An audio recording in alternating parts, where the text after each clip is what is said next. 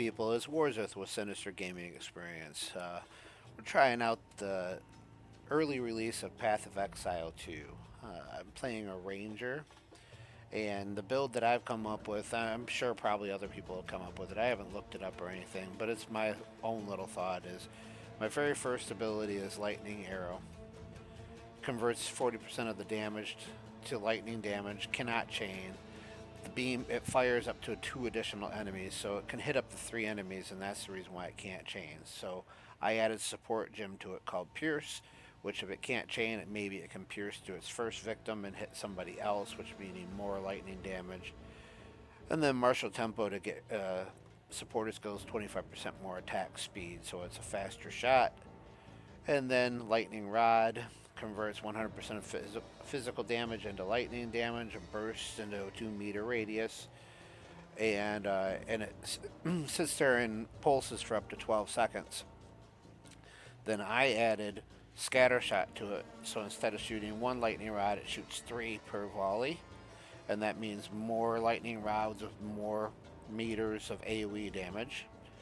And yeah, it supports does a little bit 20% less damage, but the more arrows you got out there, or the more rods you got out there, the better, I believe. And then the supported skill will fire an additional 2 projectiles off of its AoE damage. Then magnified effect support.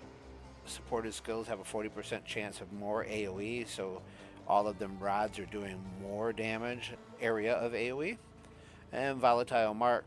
You mark somebody, it makes them more susceptible to shock and to get shock damage. And then I added a support gem that makes it 100% chance to shock them. When they're shocked, they take 20% more lightning damage. And then supported skills have 40% more skill effect duration, so my mark lasts longer because if you look, it costs 37 mana. It's pretty expensive. And then my buff is Herald of Thunder. Bolts impact a radius of meters. 100% of the bolts. Physical damage converted to lightning damage again. And then I add Lightning Infusion onto it, so it gains 25% more damage as lightning. And it takes away your cold and fire, but I'm not using that right now. And then supported skills deal 40% more damage with hits against enemies that are on low health. So when enemies, I'm guessing, when they get where it looks like when they get like 30 or 40% of their life, they really start taking damage. When it comes to the passive tree, my thought is, of course, more projectile damage, increased attack speed.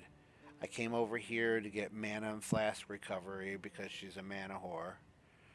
And then gives me some more projectile damage. And on this side, more chance of ailments from like being shocked and things.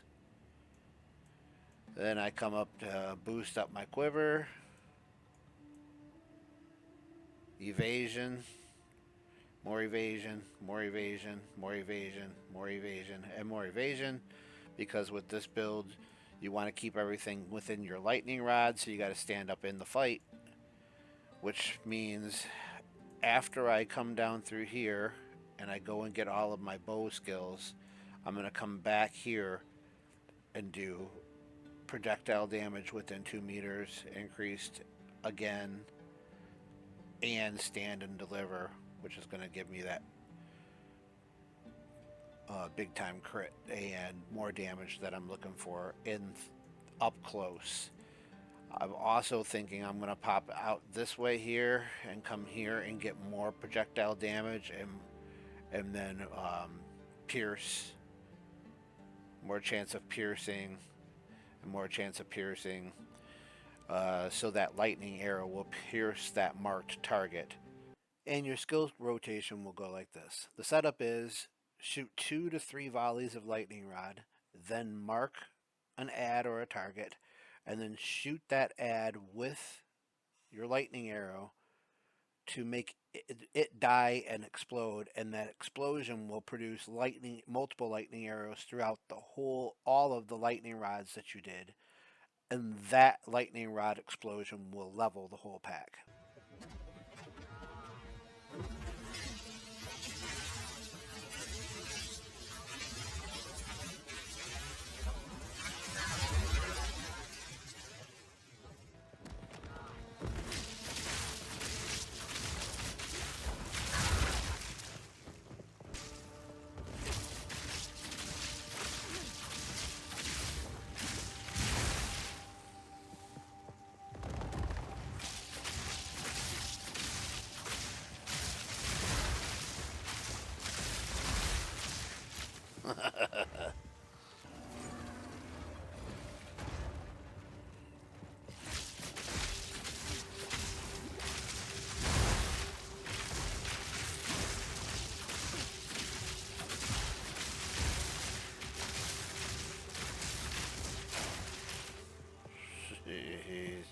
And with that, that's my beginner Lightning Ranger build.